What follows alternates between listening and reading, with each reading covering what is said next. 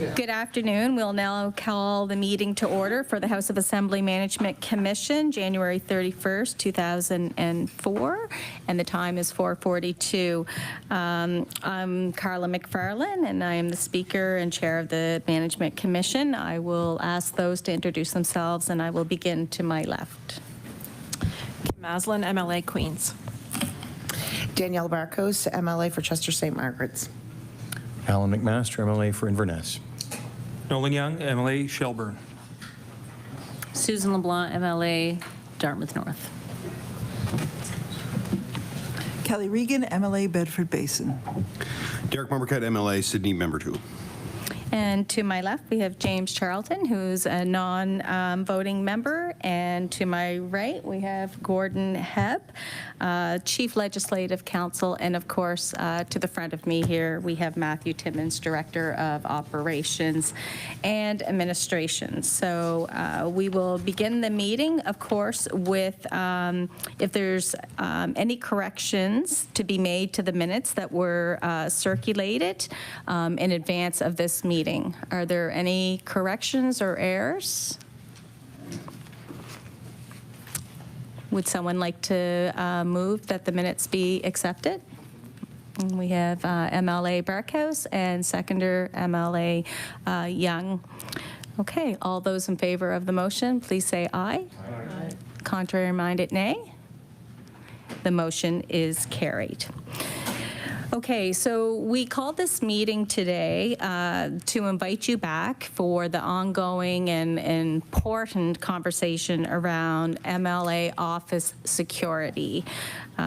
We know that at the last meeting, the chief clerk gave an overview, of course, of this issue and some proposals advanced by MLAs to address it, and the recommendations that were made by Corporate Security and the Department of Justice, which actually performs assessments of all of the constituency offices for MLAs, and how to best address security issues in your offices. We were lucky that we were able to hear from Ian Burke.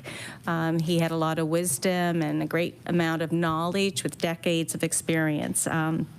So I think what we will do now is have an opportunity to there was a motion that was moved by Mrs. LeBlanc and seconded by Mr. Mumbercat that the discussion of this matter was going to be deferred today. So a recorded vote was taken on that motion, and the motion was passed unanimously. So now it's up to us to determine what we will do to move forward. And so this meeting, I will begin to see who wants to open up the discussion, and yes, go ahead, MLA LeBlanc. Thank you. Mrs. LeBlanc is my mother. So just to be clear, Madam Chair, the motion that I made last week is still on the table? Or no, my motion was not the motion. So what is on the table? There's no motion on the table? No, I was just reading what we did. Okay, I just wanted to clarify refresh that. from last week. Okay, great. Yeah. Well, I don't need to speak at this moment then. You don't? No. Okay. Kelly. So based on the interests of safety for our offices and CAs, I'm moving the following motion. I move this committee agree to allocate additional funding to hire a supporting staff person in each of our MLA offices so our CAs do not have to work alone. Thank you. We cannot speak to the motion until there is someone that will second it. We have a second from MLA LeBlanc. Now we may speak to the motion, and who would like to go first? MLA Mumbercat, please. Thank you, Madam Speaker, and I just want to provide a few comments, and I do appreciate the work of corporate security and the work that not only they do with the MLA offices, but the offices that that are in and across the province that support Nova Scotians every day. This is something, as I said in the last meeting, is important to our caucus. It's something that, you know, we've heard and we all know and we've experienced an uptake in more inappropriate behavior coming into our offices and our CAs having to deal with it. We've all experienced that in some capacity, I believe, as MLAs, and as a caucus, we've said it time and time again, offices that are predominantly operated by women in communities across the province. We strongly believe that an additional person will help with many of the security measures that MLAs are talking about implementing now or have already implemented. We heard a number of suggestions, and I know many of the MLAs have had audits of their office to determine what they could put in place from a security standpoint when it comes to equipment, cameras, panic buttons, etc. I'll have some questions for the staff at some point tonight after we go through this motion, but this is something that's very important to us. This is something that we've been advocating for, and I think that it's time to look at this. I think it's time to look at, if we're going to look at other security measures that we can put in place, you know, as we've heard and we've talked about, nothing is 100% guaranteed. So, but having another person in the office, not only for safety, but for support, because as we've all talked about, many of the programs that Nova Scotians are utilizing, the MLA offices are the first point of contact. So, of course, we're seeing, especially in this time where cost of living is such an important it's an important issue for all of us, and it's a huge challenge for families. We're all seeing the volume of people coming into our offices grow substantially. So I'll stop there for now. This is something that our caucus strongly supports, and I appreciate my colleague bringing it forward. Thank you so much. We will now go to MLA Young. Thank you, Madam Chair. Safety in our offices is utmost paramount, you know, hands down. Obviously, I can't speak about the discussion that took place in camera, but it came with some really good recommendations, insights from the experts that deal with safety on a day-to-day basis. And, you know, speaking for myself, I'll continue to support the experts in this field with their recommendations. Thank you. Thank you. MLA LeBlanc? Thank you. Well, I'd like to thank my colleague for putting this motion on the table. I support it wholeheartedly. I also appreciate Mr. Burke's comments. He didn't actually make any solid recommendations, so there were lots of comments and lots of thoughts, but there was no standing recommendation. But there is a recommendation on the table now, on the floor. So, and that is to have the allotment of the budgetary allotment for a second full-time staff person in our offices. Last week, when we discussed this issue, the Minister of Finance, MLA McMaster, accused the opposition you can make all the faces you want, in the media scrums following the meeting, Minister McMaster accused the opposition of playing politics. And yes, we are politicians, and we have partisan references that we come from. But to suggest that this issue is a partisan issue or merely a cash grab on behalf of the opposition is reprehensible. And I was offended. I am offended. I think every CA in this province should be offended by those comments. And I would like to just remind everyone here about a couple of things that have happened in the last several years in Canada. So the first one is, as we know, MLA raises workplace safety concerns after assistant is assaulted at his constituency office. That's Mr. McGuire. Nova Scotia politicians speak out about threats made towards them and their families. That was an article by Sarah Plowman following the issues that happened in Cape Breton. Jagmeet Singh, verbally harassed during Ontario election campaign stop in Peterborough. Oh, that's a repeat. Suspicious packages arriving by mail at Nova Scotia MP and MLA offices. My office received one of those. We sat for hours with the forensic department of the Halifax Police Department while we waited to see if this was a package that could poison us or kill us. It was not a good day. Toronto NDP MPP, sorry, that maybe I'm referencing NDP offices too much. Toronto NDP MPP offices vandalized with feces and eggs. Canadian politicians warn of political violence after UK MP is stabbed to death. Meg Hillier. Is that her name? Yes, Meg Hillier. Former MP says better security needed at all local offices. We will not let them win, Trudeau says after being pelted with gravel during a campaign stop. I have more. Bernier condemns violence. Sorry. Vulgar slur painted across MP Catherine McKenna's office.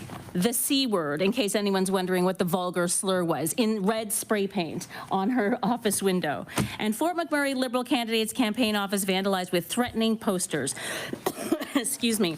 And then we can remember the guy with the Molotov cocktails in the Edmonton legislature a couple of weeks ago, or Edmonton City Hall, I should say.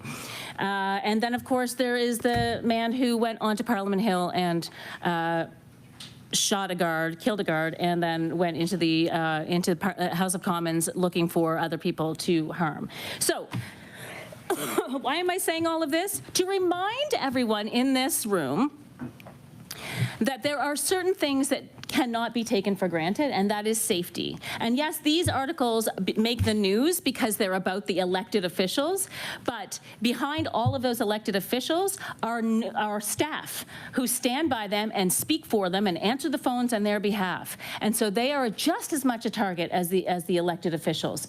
And in many cases, some of them have 4 people that they work with in their offices. And in our case, our CAs have 1 person by themselves. And it is, I will reiterate, it is reprehensible that the opposition with this kind of motion would be accused of making a cash grab for partisan politics. I really implore the government members to take a look at this issue square on, think about your own CAs, and make the right decision and support this motion. Thank you. MLA Barkhouse. Sorry, I'm used to pressing buttons. I find it very interesting. As an MLA, my CA is usually not alone because I choose to use my budget wisely. I choose to have a part-time. I'm in my office every Monday. If I'm going to take meetings on Mondays, I move that I'm in the office Thursdays and Fridays. I'm usually in there 2 days a week.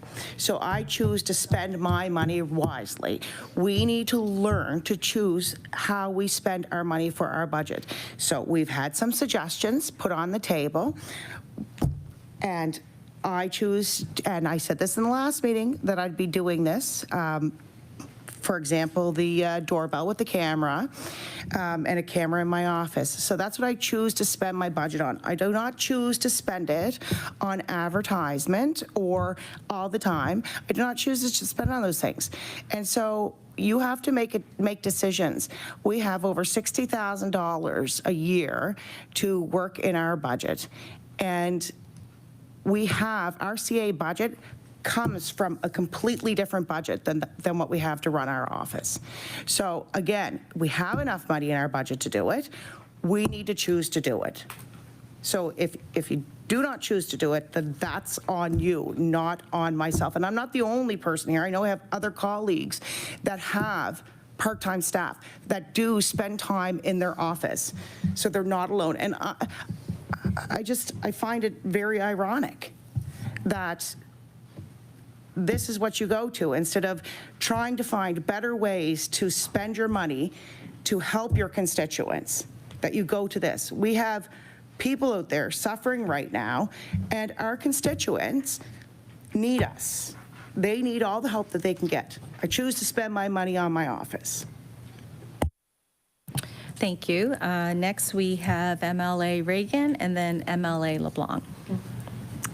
Well, I just want to let the honourable member know it would be very rare that I would buy a dinner ticket. I don't do a lot of advertising. I do send out mail-outs in my riding, and those are expensive. And here in Metro, and I'm sure in other places across the province, as the speakers let us know, that the most expensive rent was not in Metro. But in many places in this province, MLAs spend a good portion of their budget on rent. And so saying we have to manage our budget wisely, there are some places where they could not find places to rent. It took ages for offices to get set up because there was literally no place in their riding to set up. So don't talk to me about how we spend our budgets. I'm not out there spending it on dinner tickets or advertising. What we are trying to ensure is that the people who help our constituents, who support us, have the same support, the same safety, well, not even the same, but at least decent safety, because I can tell you that when Parliament Hill happened, the attack on Parliament Hill happened, we had no trouble spending money to ensure that MLAs were taken care of, where MLAs were safe. We didn't do the same thing for our CAs. We did not do that for them. And I would add to my honourable colleagues list, Andy Scott, MP for Fredericton, who was beaten by a constituent because of his stand in favor of gay marriage. You might think this won't happen to you, but I'm telling you, as someone who was a frequent flyer with legislative security for a period of time, it can happen in any office. And when I think Kelly Gomez is one of the most accomplished, hardworking. She is, I'm sure, diffused more threats than a lot of other CAs put together. And she didn't have a chance there. And to suggest that this was a cash grab by opposition parties is, in my view, not worthy of the honourable member, who I know is a thoughtful person. This was a serious incident, and they're happening all over the place. It is by the grace of God that somebody hasn't been seriously injured here. Our offices, we often take the office we can get or the office we can afford here. We do not have adequate setups. And in many cases,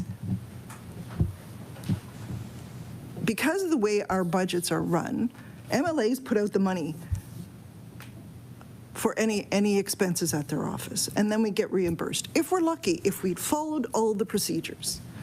But we can only receive a certain amount of money each month. And so we could set up a great big security setup, but it could be months before you're fully reimbursed for that. So that's a problem here too. And what it does is it ensures that people who are rich, who are older, who are established are more likely to run for office, because it discourages people who don't have large credit lines when they're setting up an office, because you might not be able to get the furniture that the former member had. Actually, I think that's changed. You can now get the former, but it used to just go off into general storage, and all kinds of people could have access to it.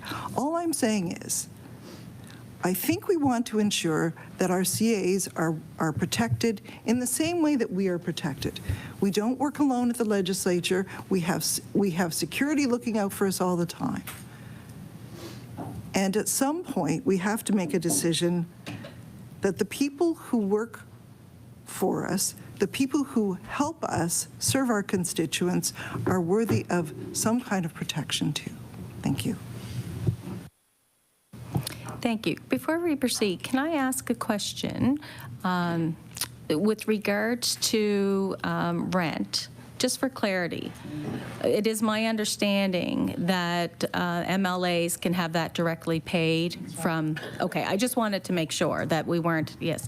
Okay, so next we have MLA LeBlanc, and then we have MLA Young, and then MLA Barkhouse. Thank you.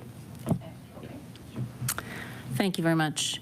At the risk of falling into a childlike argument, I will just say that MLA Barkhouse is absolutely right, that we have a budget and we make choices, just like the budget of the province.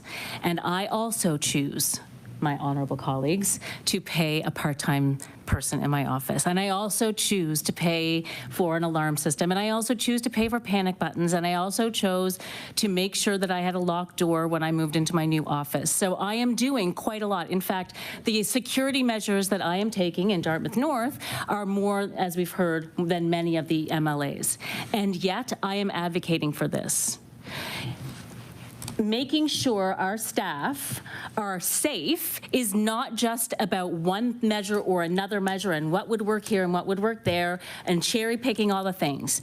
The idea to make people safe, or to make sure that they are as safe as possible, is to do all of the possible things. And one of the possible things is to double up on staff. As we see, by the way, I meant to say this earlier, last week in our meeting, one of the colleagues on the other side compared CA work, by the way, to working in a candy shop. And after I left that meeting, I walked out Barrington Street past the candy shop, and guess what? There were 2 people working in the candy shop. So if it's good enough for a candy shop, according to Mr. White, it should be good enough for our MLA offices.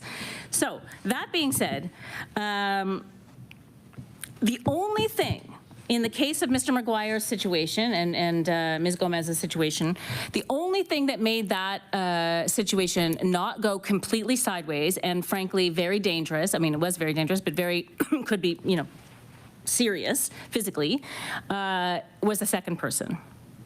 So we know that about that situation. Maybe that's not the same idea, or maybe that's not the same case in every situation, but we do know that about that situation. So the only way to guarantee CAs to be as safe as possible is to have more than one person in the office.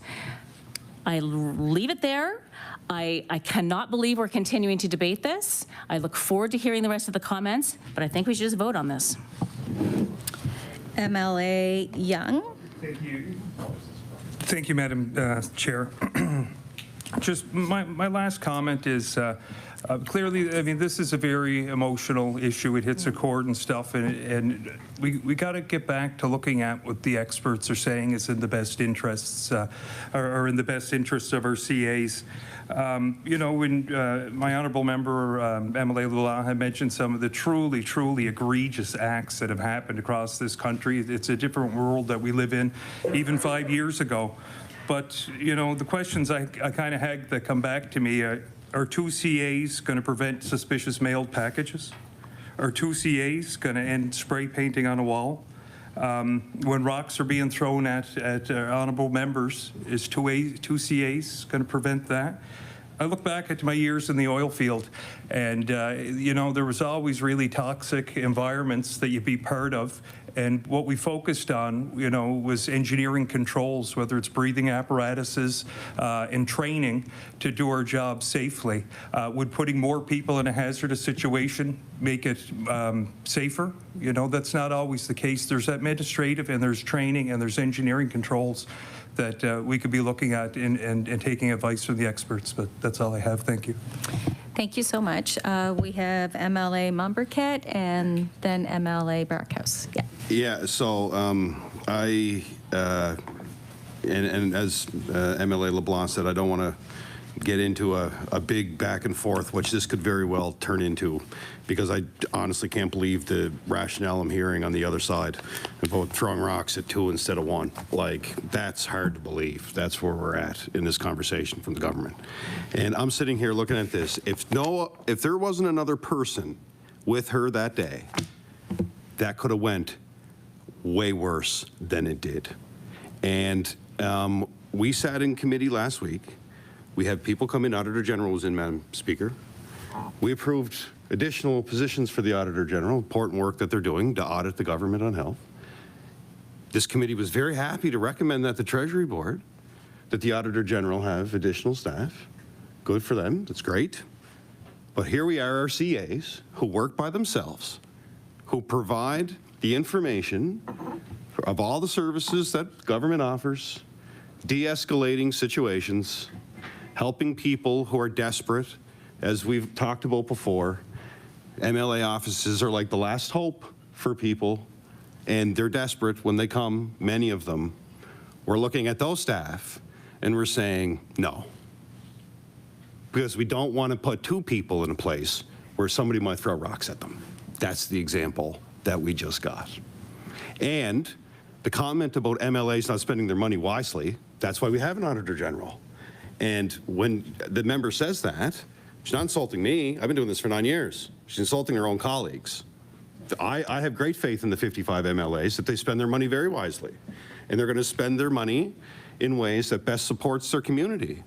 What we're saying is that that's always going to be flexible in how people decide to do it. There should be a budget allocated for an additional staff person, and also there should be additional budget allocated for the safety measures to make sure that all the MLAs can consistently do that. But again, the arguments I'm hearing, and I look at this article, and this is just the one example I'm using. My colleague from the NDP gave many. We've approved other positions to go to Treasury in the millions, and the government doesn't even want to look at this for the people that work for them. For the people that work for them every day, by themselves in a lot of cases, that are supporting members of our community, and many of them where it's their last beacon of hope.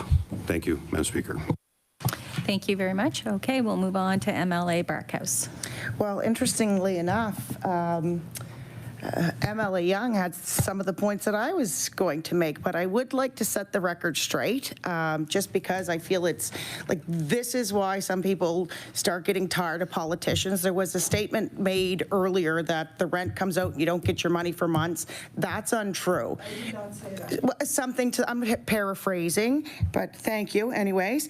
That's not true. Not only is your rent paid for by the Speaker's office, so are some of your other things, because I find it offensive as a single mother with no child support that you're saying that this job, unless you think I'm old, which fair, I'm getting old, especially if you ask my children, right? You know, as a single mother, like nothing deterred me about how the finances goes to stop me, and you perpetuating that stops people my age or in my situation from wanting to run. So these are some lovely sound bites from over there, but I would like to just take the vote so we can move on. Thank you. I do have one more. MLA McMaster, please. None of us are safety experts. My feeling from the start on this is it's important. And we should ask the safety experts. We just had a safety expert here, made a number of practical suggestions, all that could be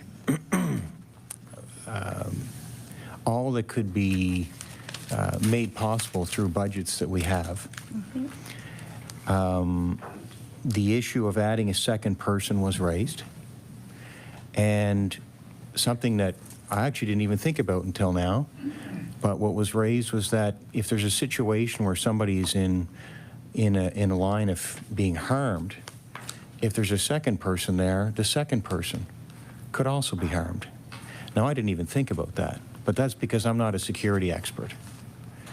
So I'm inclined to listen to experts. I'm not an expert. They know best.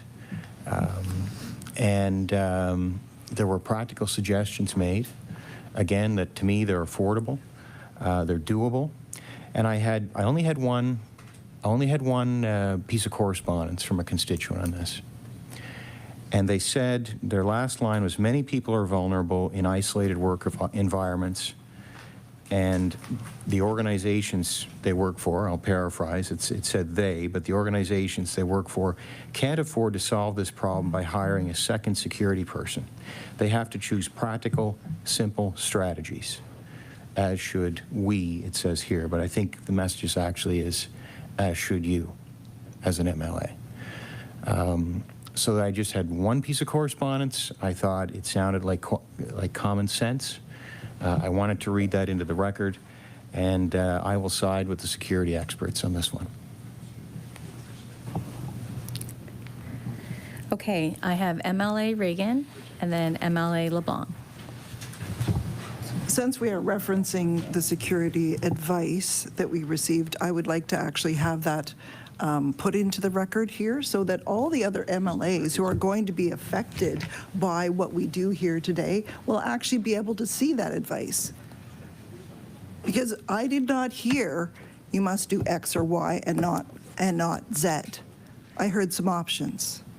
So I would like to have that read in here. MLA Reagan, I'd like to remind you, we are not to speak on the conversations that were held in camera. It was referenced. And my mistake earlier that I did not address that. So just a reminder, a friendly reminder to everyone. I just received advice here. So my apologies that if there was something said earlier, it was not caught. So thank you. I'll recognize MLA LeBlanc. Yeah, well, then we shouldn't have had that conversation in camera. That conversation should be made in the public so that we can talk about it in public, because this is a public meeting and a public-facing committee. So if we're going to make a decision, then perhaps we should punt the decision again to next week, bring some security experts back, because now we can't even talk about how, maybe we need a second opinion because we're not allowed to talk about the conversation at all. So my suggestion would be to punt the meeting again, bring in Mr. Burke in public, bring in another security expert, because Mr. Burke is not the end-all and be-all of security experts, no disrespect, and have continued the conversation. But that being said, I have, because of this now, I've lost my train of thought of what I wanted to say in the first place. Time out. I had something important to say.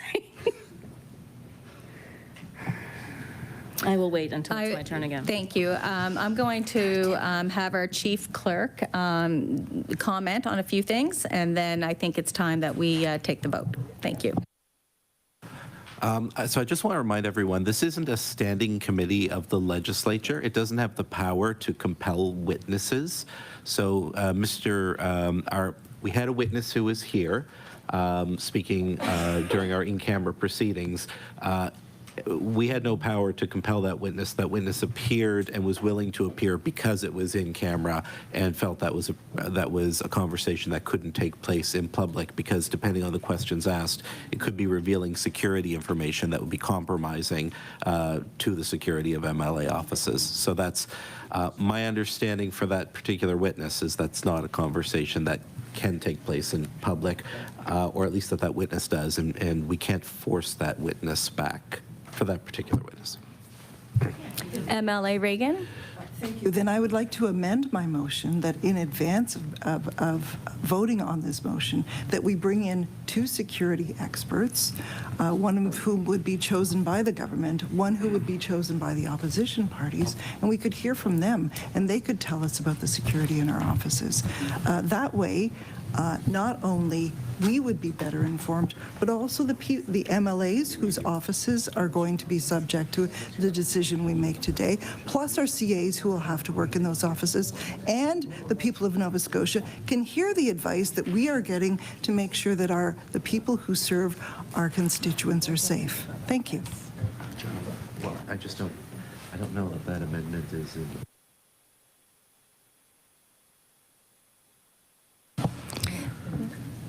So again, I would like the chief clerk just to comment on MLA Reagan. I believe you cannot amend your own motion, but I do think for clarity, it's always good to have the chief clerk explain. Yes, just to confirm, the Chief Legislative Counsel and I were discussing that, and no, you can't, one can't amend their own motion. There also may be a bit of an issue with the amendment just because of the nature of the motion. The motion is to do something, take particular action, and then the amendment is to hear from two different excerpts before we take that. I'm not sure that it makes sense. It may make sense to defer the motion, to move to defer the motion, and then we could deal with another motion to hear, I think it was proposed, was to hear the two security experts, and then we could deal with the motion on the constituency assistance after that was dealt with.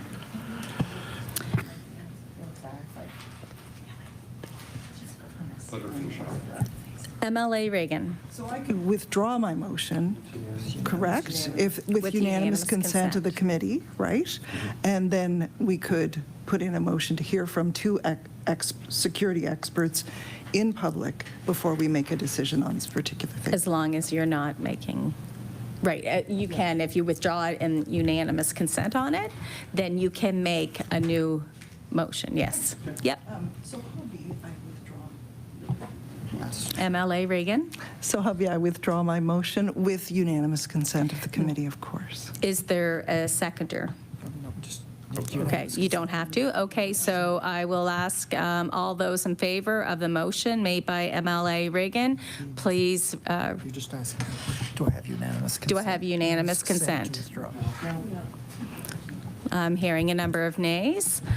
So that amended motion has been defeated. We will now proceed with the original motion that was put forth, which was made by MLA to allocate funding for a second CA for MLA offices. There was a seconder for that, so I will now ask for all those in favor of that motion, please say aye. We have been requested to have a recorded vote. I will ask the chief clerk to begin that vote. Thank you. MLA Masland, No. MLA Barkhouse, No. MLA McMaster, No. MLA Young, MLA LeBlanc, Yes. MLA Regan, Yes. MLA Mombercat. Yes. The results of the vote, 3 in favor and 4 against. The motion has been defeated. That concludes our meeting for MLA Mombercat. Thank you, Madam Speaker. So I actually have, there's another piece of this for me, and it goes around the costs associated with implementing some of the measures that we have talked about in these past 2 meetings. And I'll ask for some feedback from staff in a second, but I also do think that, and you can correct me if I'm wrong, MLAs may have run into a problem in the past with trying to purchase some of the security equipment through their existing budgets. They may have run into some issues around that. And what I think should happen is that there should be a separate account outside of it, that if an MLA comes into office, that similar to when you have like your startup costs when you become a new MLA, outside of your existing budget, there should be an allotment of money that's there for all MLAs to make sure that their offices are that they're taking the recommendations of security into account with cameras, panic buttons, et cetera. So, and I guess my question through you, Madam Speaker, is has there been any challenges with MLAs around purchasing this equipment that may not have been approved in the past? Thank you for the question. This is something that came up, and yeah. I will defer to Mr. Timmons. Not that I'm aware of, but granted, I've only been here 2 years. So the only challenge I could anticipate would like be budgetary constraints. That would kind of be the only, but it is an allowable expense under the regulations, so it would just be a budgetary constraint at the time of purchase. Thank you. MLA Mumbercat. I think it's something that the committee, and I don't know if it's for a motion today, but I think that if we're serious about this conversation, and staff was a big part of it for us, but I want to make sure that whether we're in the seats or somebody else is in the seats, that it shouldn't come out of the allocation. I think that there needs to be a set pot of money that goes into these offices, and that also includes your training when it comes to your training around de-escalation and everything else. Like, I think that needs to be separate from our offices, because we all spend our money in different ways, and some people will have more money than others at the end of the year. So you may run into some cost restraints when it comes to installing cameras and installing panic buttons and whatnot. So it's something that I think your office, Madam Speaker, may want to take a look at. Great, thank you very much for those comments. Mr. Timmins, do you have anything to add to that? No. No? I'm good. Yeah, okay, thank you so very much. I recognize MLA Mumbercat. Thank you, Madam Speaker. I am going to move a motion, and the motion is to have the Speaker's office investigate and come back to committee with a budget outside of our current MLA budgets that would cover the costs associated with ensuring security measures can be implemented at MLA offices. And do I have a seconder for that motion? MLA Regan. I'll now open it up for discussion. MLA Barkhouse. I'd like to make an amendment, just because I find it very restrictive. I think that I would not mind having the information of what it would cost for a panic button, for a camera, for in our office, but I think that would, so my amended motion would be to strike out, and I don't have the exact words of it, sorry, but to make a motion for staff to come back with pricing on panic buttons and cameras for our office.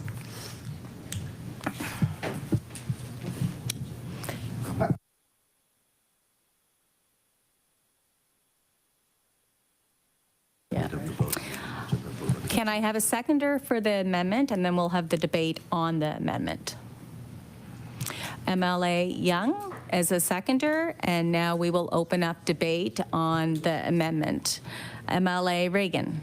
I actually think that the amendment pretty much nullifies the point of the motion that MLA Mumbercat made. It's to come back with a laundry list of this cost this.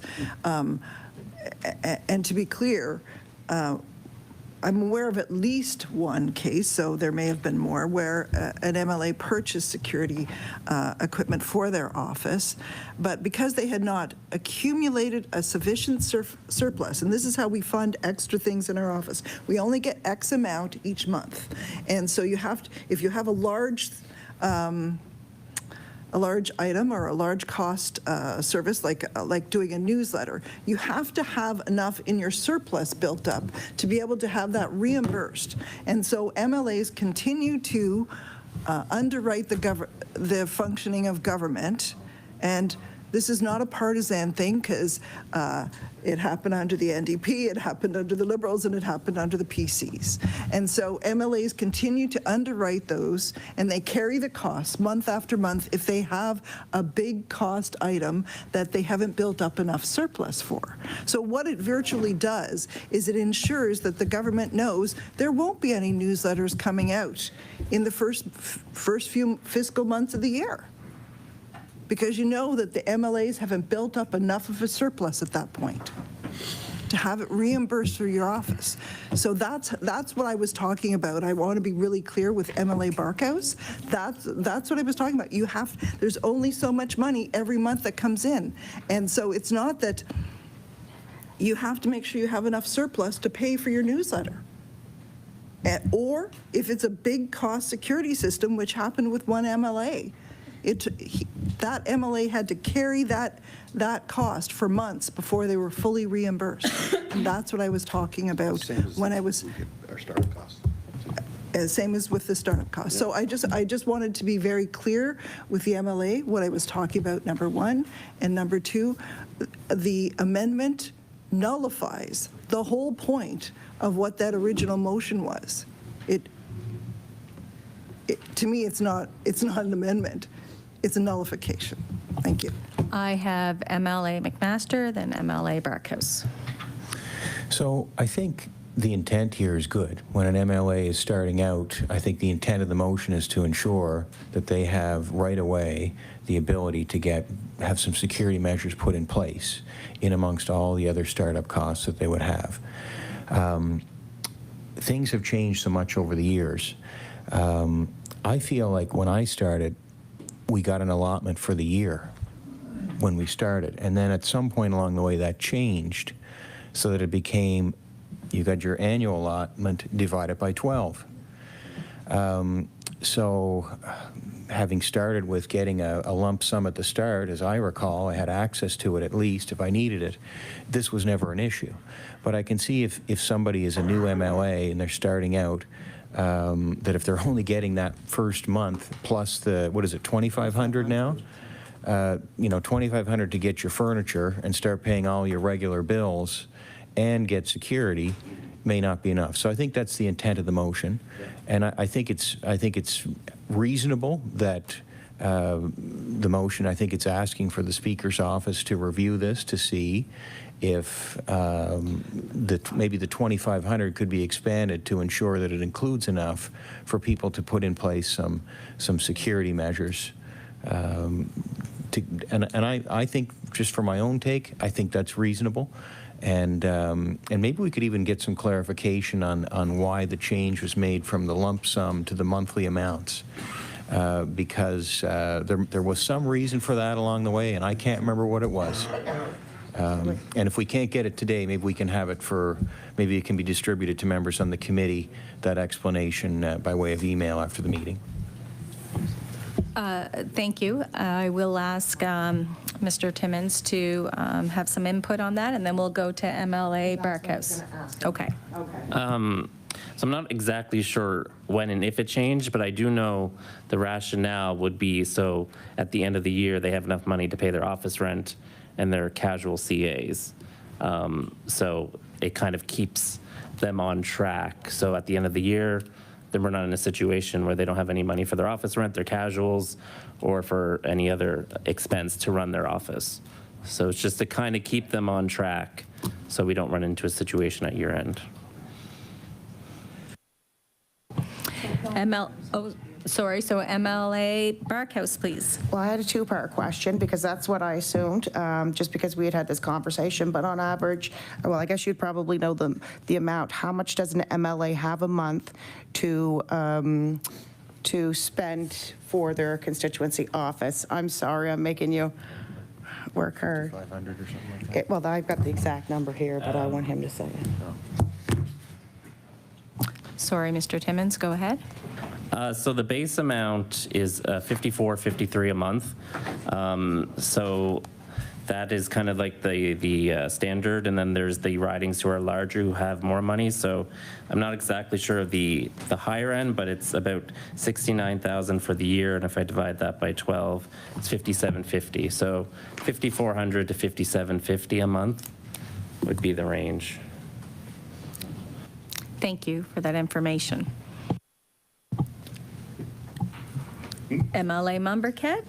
Yeah, thank you, Madam Speaker. And I don't support the amendment because I think actually the Finance Minister agrees with my initial motion, which is, and I want to bring it back to security, right? Like, this is an important issue for all of us. We've been debating this for 2 meetings. I think at least we should look at carving that out, not getting into who has what left in their budget and what you can carry over and all that stuff. We do this with startup costs for MLAs when they come in, but it's like carve that out and just say okay, and then let's get the information. But it's like I said, it's about the functional stuff like your cameras and your panic buttons. But as we've talked about as a committee, it's what else. If there's a cost associated with de-escalation training for CAs, put it in that pot of money. Like work that number out and just carve that out. So MLAs do not have to worry about that within their existing budget. That's my motion.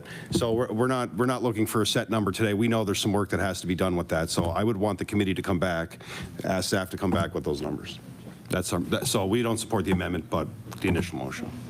Thank you. So there is an amendment made by MLA Barkhouse that's on the floor. Did you want to speak? Thank you. MLA Barkhouse. So my amendment is asking to get the price tags for all this and get the cost of it. Exactly. So mine's asking the same thing as yours is. You're just putting in there that we carve it out.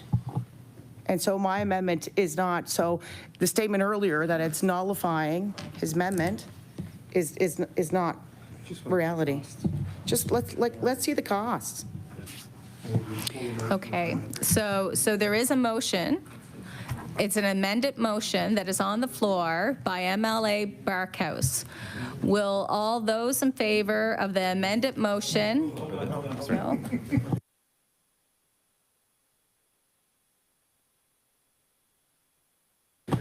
Sorry. Thanks for the suggestion of 5 minutes, but I'm good. So, would you guys like a recess? Okay. We will recess for 5 minutes.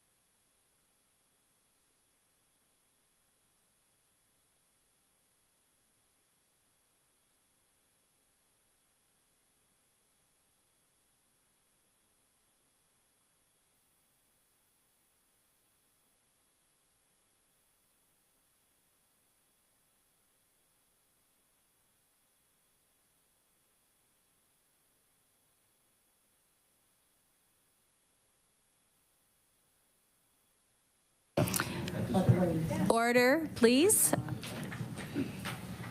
I recognize the MLA. Barkhouse, please. Thank you for the recess. I will withdraw my motion.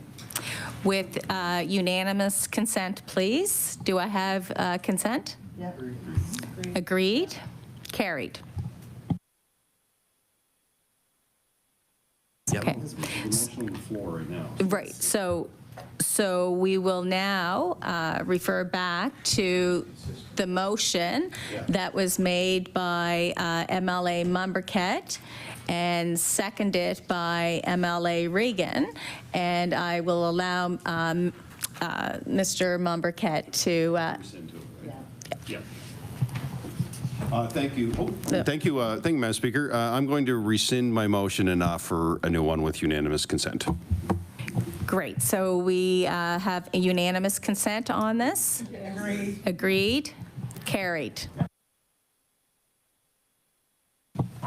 I recognize MLA Mumberket. Thank you, Madam Speaker. So I'm going to offer a new motion, and that motion would be that the Speaker's office go back and investigate increasing the office, the opening office budget, the startup office budget, above the 2,500 maximum that we have now, with a focus on security.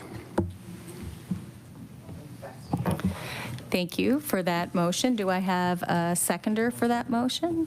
I have MLA McMaster seconding that motion.